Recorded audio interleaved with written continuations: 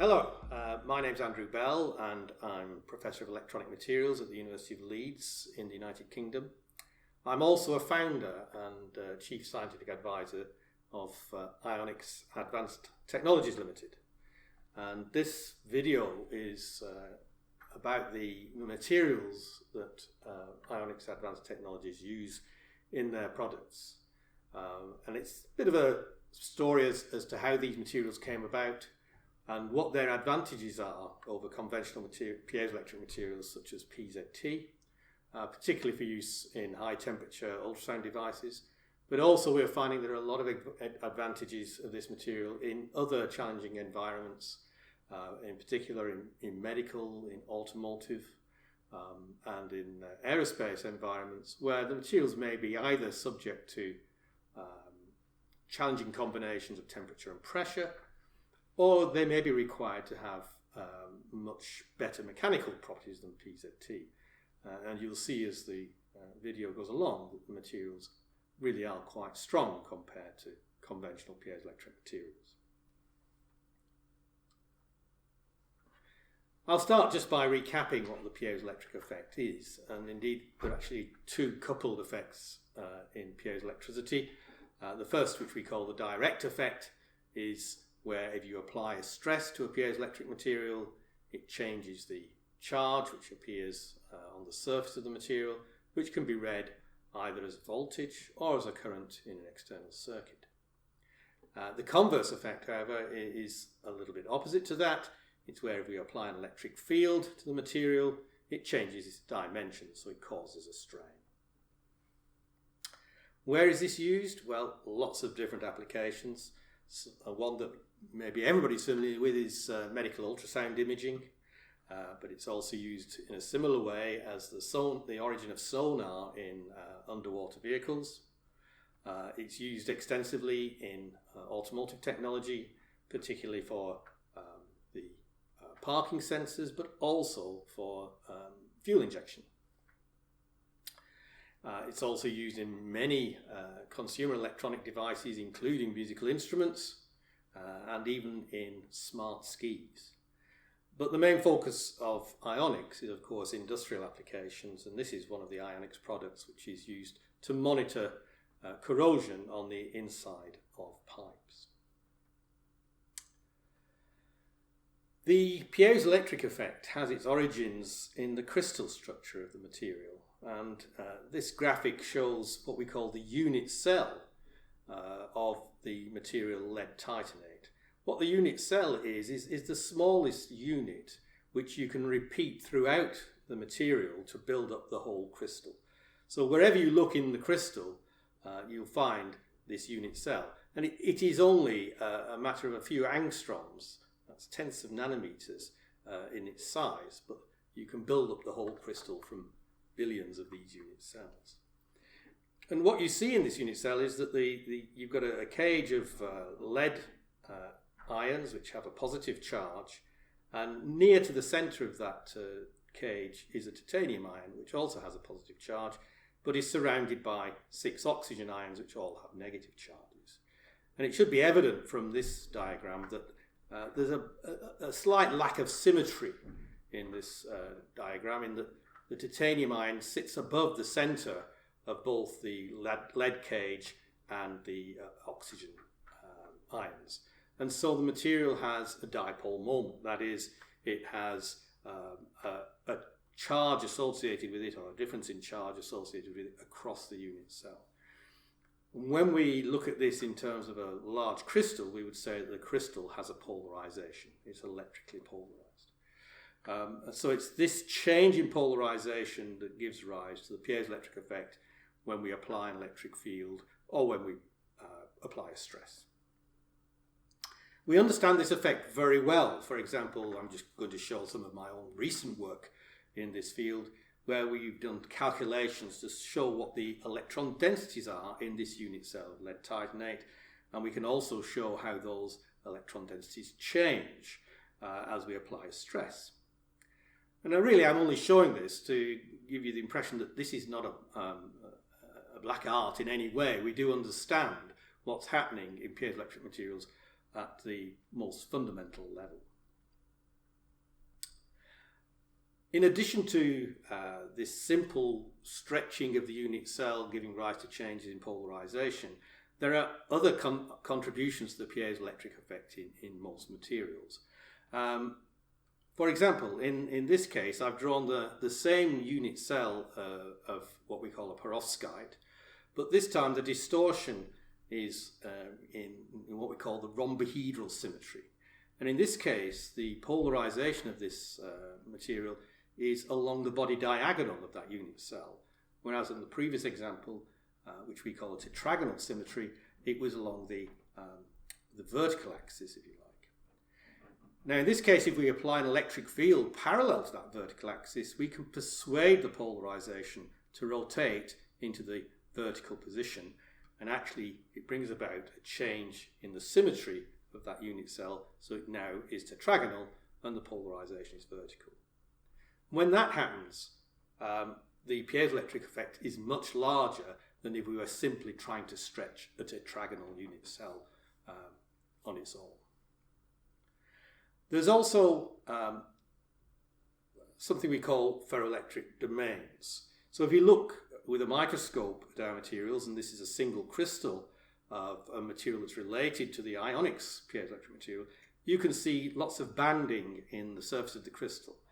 And that's what we call the ferroelectric domains. And look at this image, which is from a scanning electron microscope.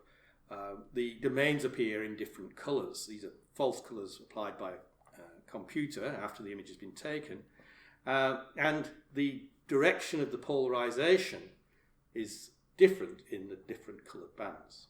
So in the red bands it's a horizontal direction, in the green band it's vertical.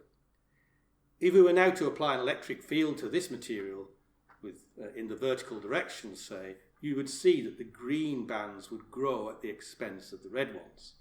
This is what we call domain wall motion, and again that also results in a very large contribution to the piezoelectric effect. So ideally, when you're designing a piezoelectric, in addition to the simple lattice contribution that I described on the previous slide, we would also like these two other contributions to be present. Now, the main commercial material that's available for piezoelectric applications is lead zirconate titanate. This is known as PZT. And indeed, this material does involve all three of those contributions that I've just mentioned. It's what we call a binary oxide or binary perovskite, and it's what we call a solid solution between lead zirconate and lead titanate. As we saw in a previous slide, lead titanate is actually a tetragonal perovskite, whereas materials at the zirconium-rich end of this phase diagram are rhombohedral.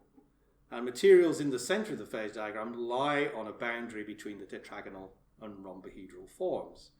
And it's at this point, at these compositions, that you find the strongest piezoelectric effect, where you can invoke all three of those piezoelectric contributions very easily. As I say, this is called the morphotropic phase boundary.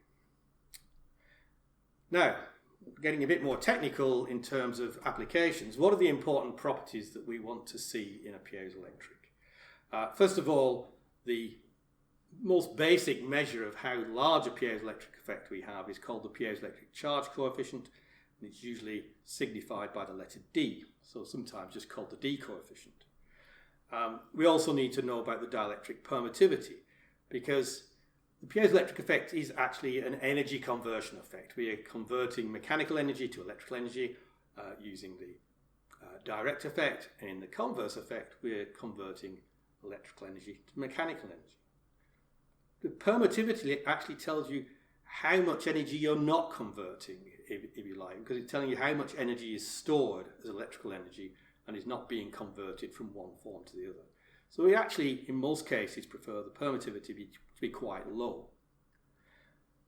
Similarly, the elastic compliance is important. It's almost the mechanical analogue of the dielectric permittivity. If the compliance is too high, then the material is very soft, and you can't do any work with it, because when you try and use the piezoelectric effect, you end up compressing the material when it's trying to move something, for example, rather than it being able to move something. So again, you want the compliance to be low. And indeed, you can embody those three things in something called the electromechanical coupling coefficient. The coupling coefficient is actually the square root of the amount of energy converted divided by the input energy. And it's simply calculated as the ratio between the D coefficient and the square root of the compliance times the permittivity. Obviously, K is always less than 1. If you ever find a material that's not less than 1, let me know, because I think we can make some money out of it.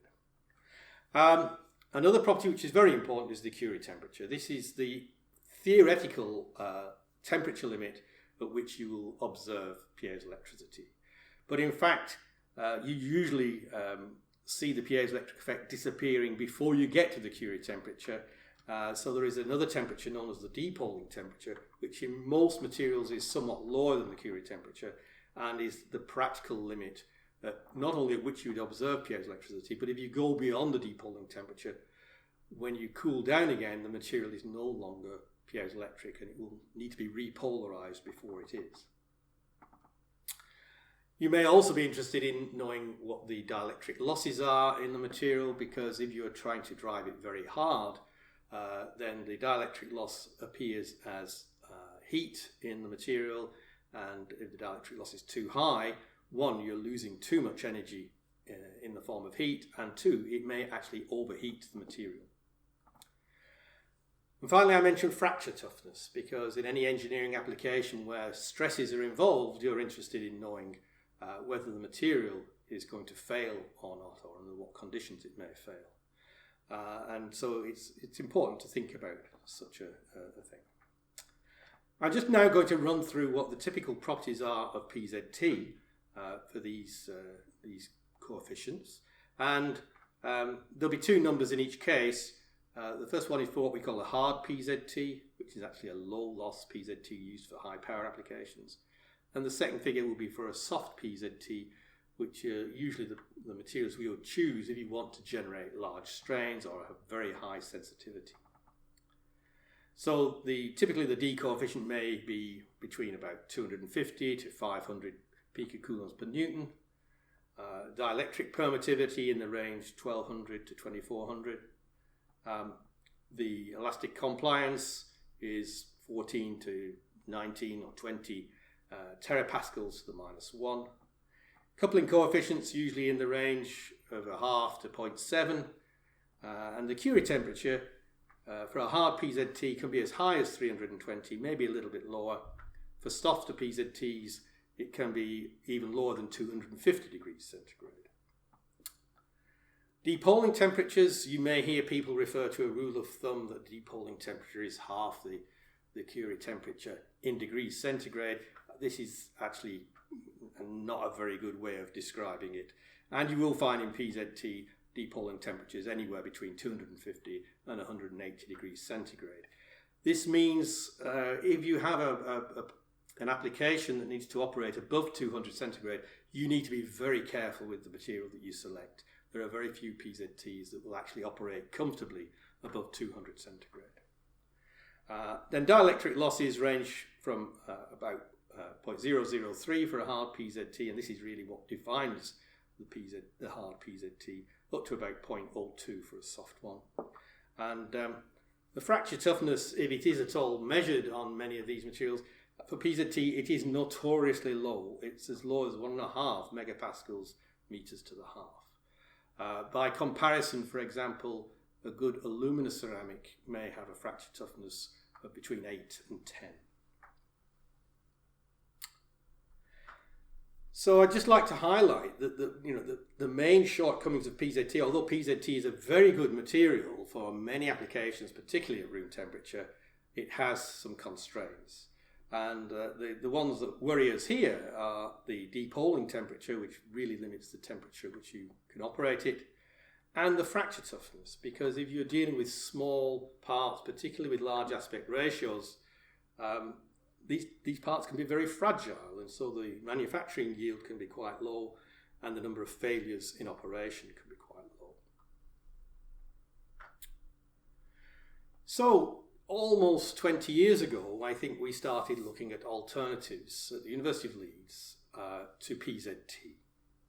And the material that we settled on to start working with is a material known as bismuth ferrite, BiFeO3.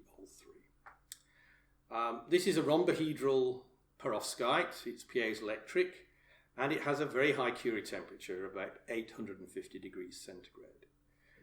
But on its own, as a pure material, it's not particularly good as a piezoelectric, and we were wanting to introduce some of the same advantages that we see in PZT of working at one of these morphotropic phase boundaries. So we needed to make an alloy of bismuth ferrite with other perovskites to get the best performance out of it. We actually chose two materials to look at, two systems. So we tried to find these two solid solutions, as we call them, that would have a PZT-like morphotropic phase boundary. The first one we looked at was bismuth ferrite lead titanate. This was already reasonably well known as a material, but nobody had ever managed to measure any piezoelectric properties of this material. And indeed, I think our group in Leeds was possibly the first to do those measurements. And what we found was that this material is quite unique in that compared to PZT or even lead titanate, it has a very large strain. So the tetragonal C-axis is very long compared to the axis which is orthogonal to that. So it's very interesting and unusual, but actually in terms of its piezoelectric performance, we would prefer that spontaneous strain to be a bit smaller because it makes the domain wall motion part of what we're trying to achieve quite difficult. We also found that associated with this large spontaneous strain, the material has very large ferroelectric domains, and again, this means that the domain wall contribution, when we try to use it piezoelectrically, is going to be very small. So we prefer these domain sizes to be small. Consequently, these two things together means there's very little of this extrinsic piezoelectricity, which we find is quite valuable, so we prefer that to be larger, obviously. The material has got a high coercive field, which can be a double-edged sword, but in many applications it's not what you would like. You would prefer the coercive field to be rather more amenable, because this is something you have to do during the manufacturing of the material, is polarize it by applying a field that's greater than the coercive field. So if the coercive field is too high, it makes that part very difficult.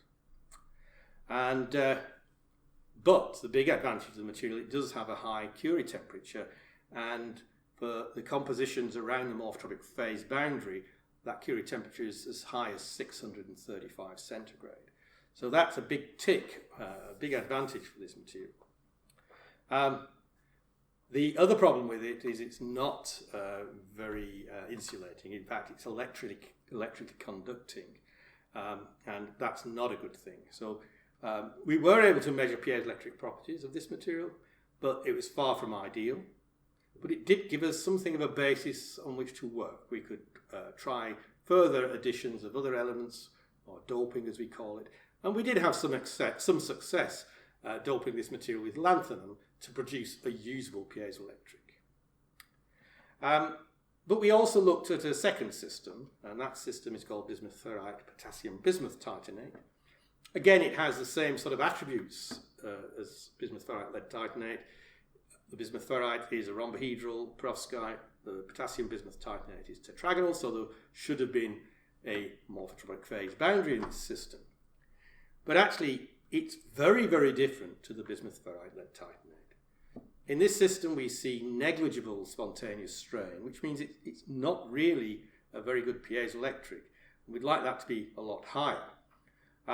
It doesn't really have true ferroelectric domains. It has what we call polar nanoregions, which can also be a disadvantage in this case, so we didn't want those. And it was dominated not by the piezoelectric effect. Its electromechanical properties are dominated by what we call the electrostrictive effect, which many applications can't really use. So that was a bad thing. However, compared to the other material, it did have a lower coercive field, which was possibly good, but we might like it a bit higher. It had a moderate Curie temperature, still in the region of 300 to 400. So again, we'd like that to be higher. But one of its major positive points is that it's not conducting, it's insulating. Now, the obvious thing is, wouldn't it be good if you could combine these two materials, which are almost opposite in their behaviour, and get something in the middle that met all the criteria that we wanted to address? So that's what we did. We tried to put the three perovskite materials together in what we would call a ternary perovskite. So along this line, this is the bismuth ferrite lead titanate binary that we'd done measurements on, and we'd done measurements along this line as well. We knew where the morphotropic phase boundary was for this system, but this system didn't really have a very strong morphotropic phase boundary. If anywhere, it was somewhere around here, again around 30% bismuth ferrite. And so what did we decide to do? We decided to look at the ternary system in this region where we thought there might be a morphotropic phase boundary with some good properties. So that's where we looked. And these are some of the experiments that we did in the university. It was actually PhD student Jim Bennett who did most of this work. And indeed, he did find what I hesitate to call the Goldilocks region in this phase diagram, where we got all the things that we had hoped for. So we had a material with moderate spontaneous strain, mobile domain walls, exhibiting both intrinsic and extrinsic piezoelectricity, so getting the best of both worlds out of that. Consequently, we could get quite high piezoelectric coefficients, above 200 picocoulombs per Newton. It had a moderate coercive field, so it was easy to polarize. What's more, it kept the high TC of the bismuth ferrite lead titanate base material. The TC was hardly diluted at all, so that was very positive. And it kept the insulating nature of the bismuth ferrite potassium bismuth titanate system. Excellent. So this material was the one that was commercialized. Ionix Advanced Technologies was spun out from the university to do just that. And it is the basis of the materials which are known as HPZ, which are available from Ionix and are used in Ionix devices. Compared to other high temperature materials such as bismuth titanate or lead niobate, HPZ is more like PZT because it is a morphotropic phase boundary material. So it has many of the same attributes as PZT, but with a much higher Curie temperature and much higher depolarization temperature. It features that morphotropic phase boundary, so it has domain wall motion, and we believe there are some polarization, rotation mechanisms going on in there as well. However, the D coefficients aren't quite as high as PZT, and for that reason it's probably best if we're going to make a comparison to compare it to hard PZT. So the D33 at room temperature is probably about half of that of a hard PZT, and probably the permittivity is about half of that of PZT. So actually what's called the G coefficient or the voltage coefficient is not too dissimilar from PZT. So if you're only interested in using this in sensors, then actually the HPZ material is quite usable without much loss of performance compared to a hard PZT. Similarly, the coupling coefficient isn't so different from that of a hard PZT. The big difference, of course, is that the Curie temperature is much higher, and you could probably use this material at temperatures up to above 500 centigrade in certain circumstances. So although at room temperature PZT appears to offer better performance, I always like to say that above 300 centigrade HPZ or HPZ is infinitely better than PZT. And by that I mean a mathematical infinitely. And it's more responsive than either lead niobate or bismuth titanate, which are other high temperature piezoelectric materials. However, if we look a little deeper at the material, there are some advantages over PZT even at room temperature. One is that it has a greater coercive field, and this combined with the high Curie temperature means that even at room temperature you may have increased voltage headroom when driving the material as an actuator, and therefore you can actually get a larger strain out of it as an actuator than you can out of PZT, because you can drive it to a higher maximum strain. It's also more resistant to depoling under combinations of high stress and moderate temperature. So again, if you have a high stress application close to room temperature, this material may work better than PZT. If you are making devices where there is a high temperature or large stresses involved, the material may survive those better than PZT because of this resistance to stress and temperature at the same time. But clearly, if you've got some extreme in-service conditions, again, large stresses, even at moderate temperatures, it will survive them better than PZT. What's surprising, perhaps, is that the fracture toughness is more like that of alumina than it is of PZT. In fact, it's almost 5 times that of PZT. So it's more robust during handling, especially if you're dealing with high aspect ratio parts, and it's got a strain to failure which is twice that of PZT. So again, in service, it may be more reliable if subject to large stresses. And we've got an example here that shows just that. In this 4-point bend test, we've actually got a sample of PZT and a sample of the HPZ together between the jaws. They're the same dimensions, so it looks like there's just one piece in there. You can now see that it's starting to bend, and at 0.2%, the PZT has already failed.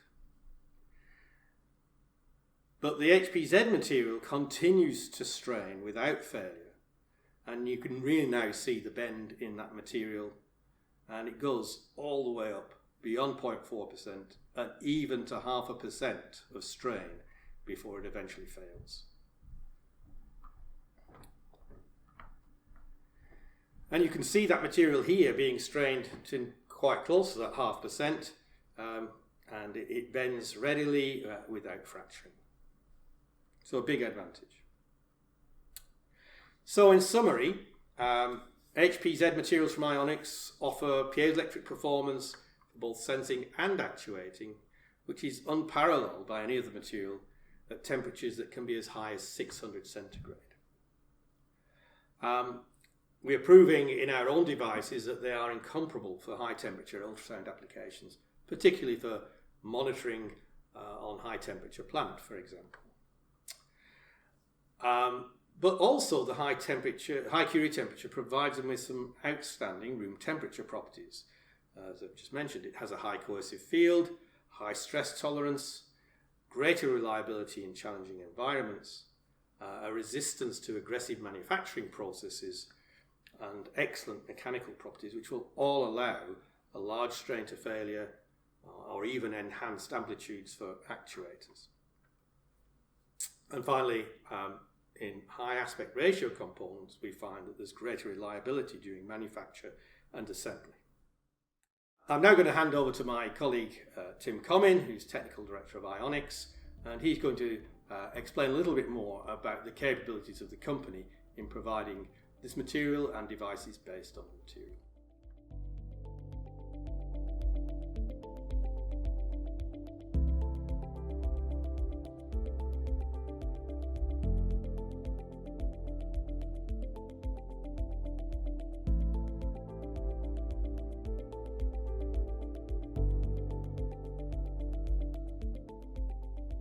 Hello, my name is Tim Comyn. I'm Technical Director of Ionix Advanced Technologies. I'm one of the founders. I used to work with Andy Bell, I still do, who you just heard from in the previous 30-minute introduction. So today, in the next 15 minutes, I'm going to talk to you a little bit about how ceramics are made, walk you through the process, talk about the quality control measures that we have in place to make sure we get reproducibility, and then talk a little bit about some of the applications that we've got and how we work with our customers to meet their requirements. One of the key successes when developing a new advanced piezoelectric material is to ensure that everything that we do is traceable, it's scalable, and it's transferable, and it's exactly compatible with industry norms, for example, how you make PZT. So our technology is plug and play. The processes which I'm going to show you are entirely scalable. So we use them to make thousands of parts a year, but they could be upscaled to make millions of units a year.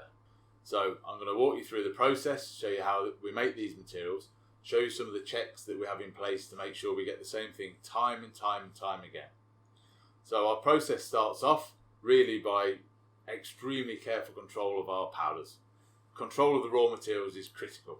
All our raw materials, we know which hole in the ground they were dug from. We very carefully control the particle size of these materials, and we measure that using particle size analysis. We then add some organic materials to these powders and we press them into shapes. These shapes then have the organic materials burnt out using a process of slow thermal heating to allow the organics to escape in a controlled and reproducible manner. And then next, these parts get sintered. Sintering is a process where the density of the ceramic increases as the porosity is removed from those materials, and it's how ceramics have been made for thousands of years. Upon completion of the sintering process, the parts are usually ground or shaped some way. For a lot of our applications, we work in high frequency ultrasound, and it's critical that the thickness of those parts is very, very carefully controlled. So we have some lapping equipment which grinds those materials very gently and very flat and parallel to allow us to have that control on those frequencies. Next, we have to screen print on some electrodes. This is done using exactly the same processes that people use with PZT. We screen print an ink that contains silver or gold. That gets fired on. And then the last part in the production process is to electrically pole the parts. So this is where we put on a very high voltage onto the piezoelectric materials, which aligns all the internal atoms to give you that piezoelectric performance, which allows us now to transfer between the electrical and the mechanical world. The key to the successful manufacture of any advanced piezoelectric ceramic material is careful control of the traceability and the quality.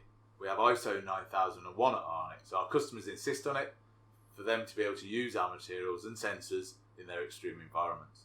Therefore, we have a speciality in the ability to measure all the parameters that our customers need as a function of temperature using impedance analysis and a number of techniques like that. Again, everything that we do is entirely transferable with PZT. We call our technology plug and play. If you're using PZT, you can transfer to HPZ and allow yourself to do different things that you couldn't do before, high temperatures, for example.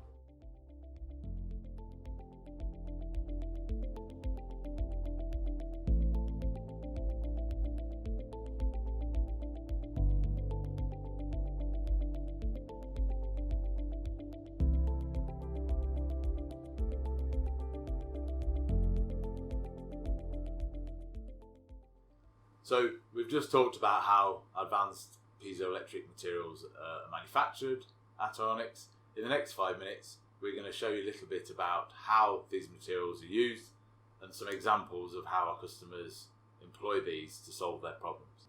Critical for sensors using piezoelectric materials is a high sensitivity. The high sensitivity gives you a signal to noise that you can deal with and means you don't need complicated electronics. For a high temperature sensor, you need high temperature and sensitivity at the same time. And that's why our Ionix materials are unique. We have a particular focus around ultrasound, where you need high energies and high sensitivities to transfer sound waves through steel parts. For example, in NDT, for measuring cracks, for example, or for condition monitoring. And they're also really useful for process control, for measuring the properties of fluids, for example. One of the characteristics of piezoelectric materials, particularly soft PZTs like the 5H family, is that they can generate quite large piezoelectric effects. On one side, this can be an annoyance, interfering with measurements, particularly at low frequencies, but on the other side, it can be downright dangerous. It can generate very, very large voltages using these techniques.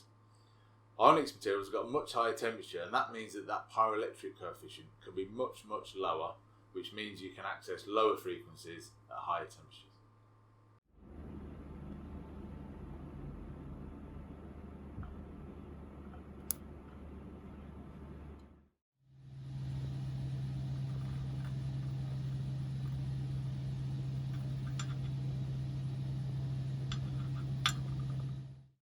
So a low piezoelectric coefficient is really beneficial for a number of applications, particularly at low frequencies and high temperatures. Accelerometers are an obvious one. Low frequency flow measurements is another. Toughness and strength are a really useful, important attribute. And ceramics are generally quite weak. If you drop a cup on the floor, it smashes. PZT is quite brittle, so having a tough material is really, really useful attribute. It allows customers to machine really small features for high frequency arrays, have reliability and longevity, but also withstand large thermal shocks that you see in a number of different sectors. Something that many people don't realise is that when you pole a piezoelectric material like PZT, it gets thicker. And therefore, when you heat that material back up towards its Curie temperature, it gets thinner. So it has a negative thermal expansion coefficient in the thickness. This can make it really difficult to use the piezoelectric material in scenarios where there's a wide range in temperatures. For example, if you bond the piezo to a piece of steel, the steel gets thicker and the piezo gets thinner. You've got a big thermal expansion mismatch, which can either lead to damage to the piezo or it can lead to inefficiencies of the system. Ionix HPZ is unique in that it has a positive thermal expansion coefficient, which makes it easier for our customers to use the piezoelectric material inside their sensors and actuators.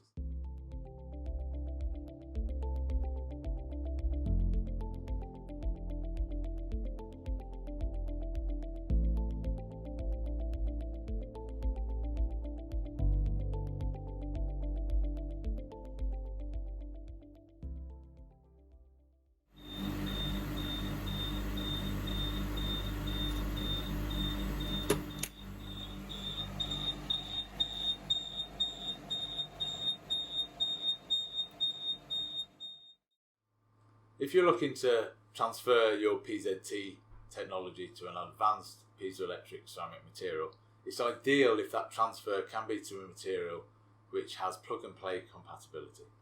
If the density, the speed of sound and therefore the shape and size of that ceramic is the same, it makes that transfer far easier and allows you to readily access extreme environments such as high temperature or high stress.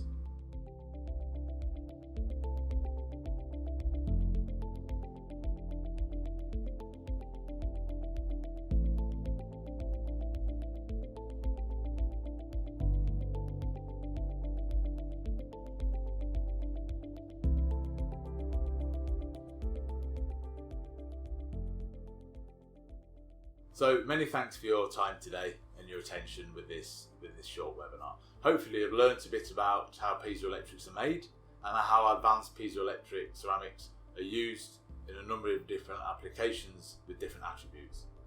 Ionix manufacture and supply thousands of sensors and piezoelectric ceramics which are in use all around the world today.